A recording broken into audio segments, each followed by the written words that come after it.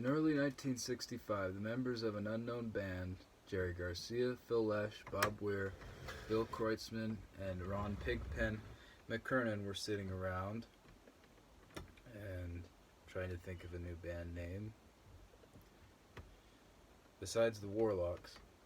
And Jerry Garcia opened up Encyclopedia Britannica, World Language Dictionary, and said, was to find the words the Grateful Dead in Egyptian folklore column. He says, I opened it and there was Grateful Dead.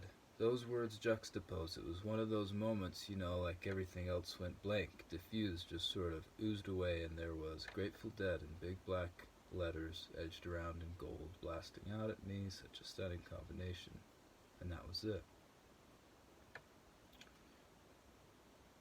This process of opening a book at random to find inspiration is called Lectio Divina in the Catholic tradition.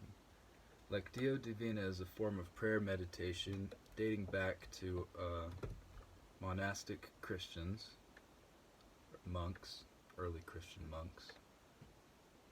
And it's also been practiced in other cultures, such as the Chinese art of the I Ching, or certain ways of reading different books. It's kind of existential in a way that they found their band name this way. By chance, almost, right?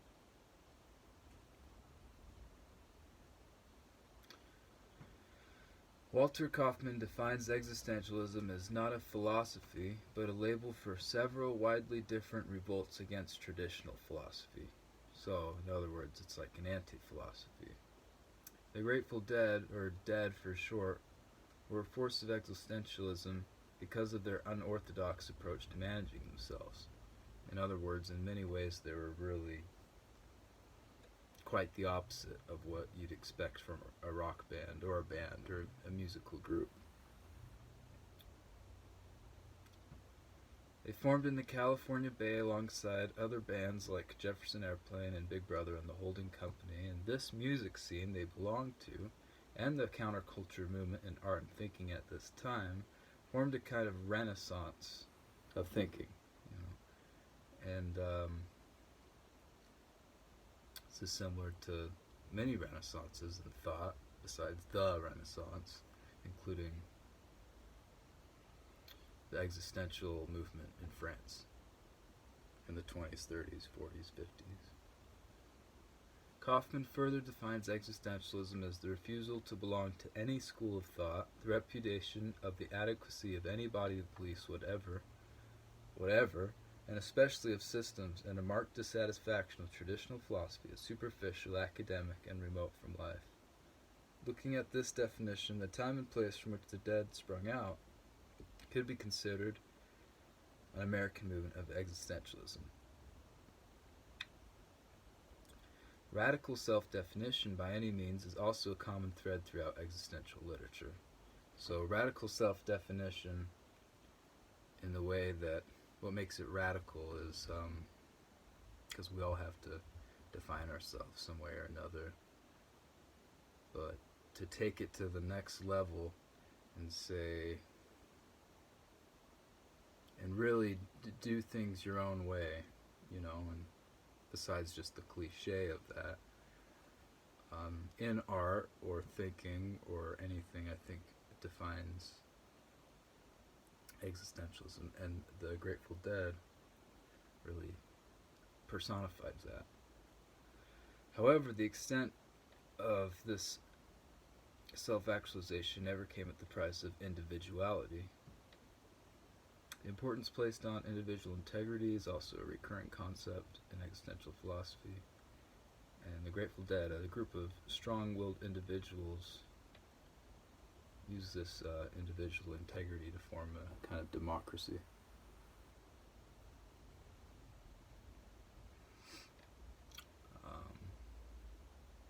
Members of the Grateful Dead dedicated their time to the development of their own form of art and culture that promoted reflection, dreaming, and love.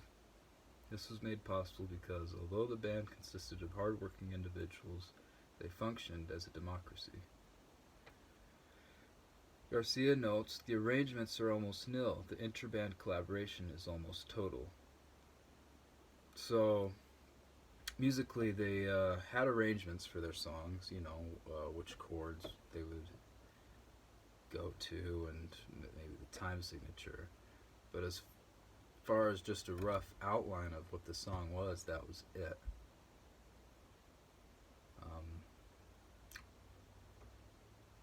They always played it very differently and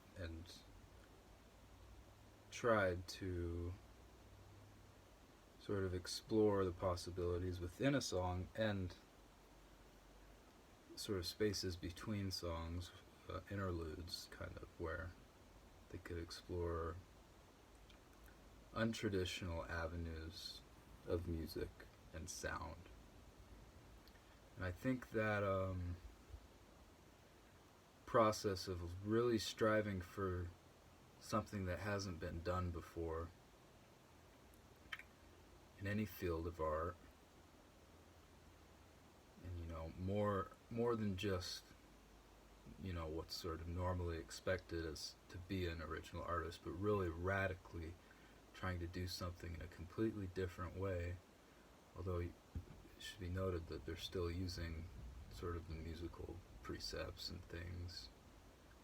I think that process is existential. And so, although improvisation and music have gone together, especially in jazz, the Dead were the first band incorporated in a radical way in rock music.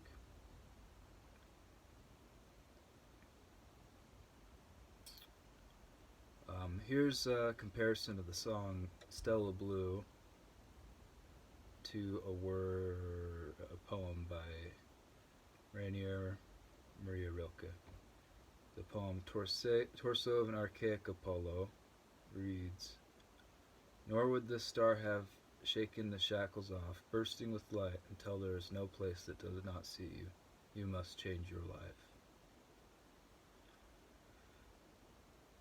Okay, so these lyrics, lyric poem really, I thought, related to the lyrics in the song Stella Blue, which the second verse reads, "In the end there's just a song, comes crying like the wind, seems like all this life was just a dream." And I guess more than just lyrical similarity, there's a mood that's established in both these pieces, this mood of almost finality, of like reflection that comes perhaps at the end of a life. This, the feeling of everything rolling into one, of looking back at the life and without judgment maybe, and thinking, I don't know.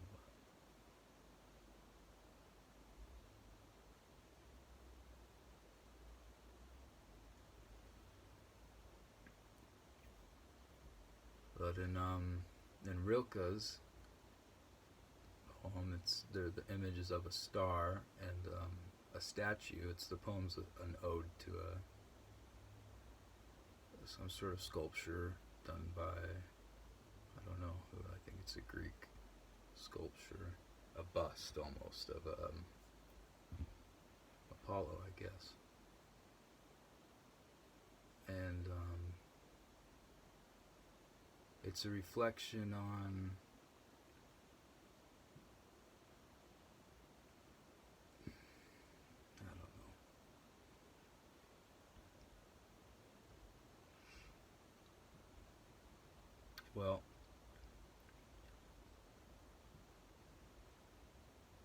the transformation.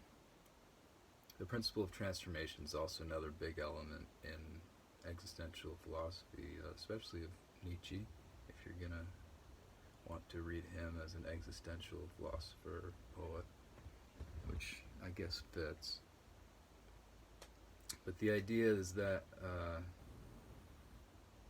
it seems pretty commonly accepted, at least in a superficial way today, although it wasn't always, the idea that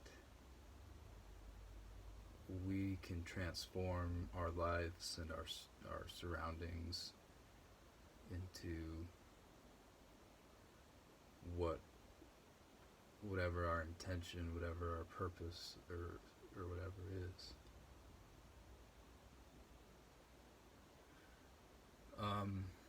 But this reflected in music. The Grateful Dead were always about promoting a kind of experience for the individual where this transformation could take place.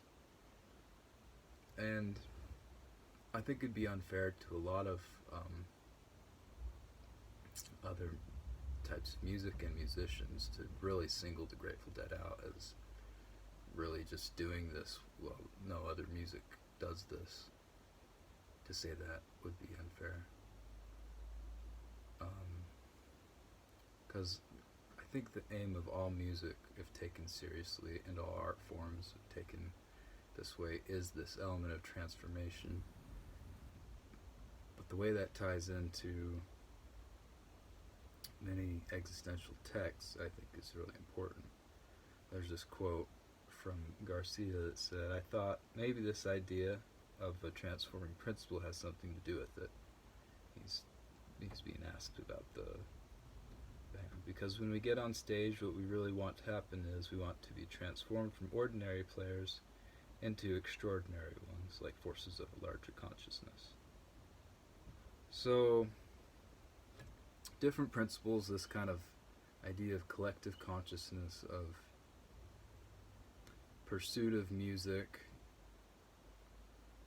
of breaking traditions with the music industry and expectations of what a rock concert or a musical event should be, and integrity to the individual nature of art, or the individual's journey through life. And I think the focus on these things are what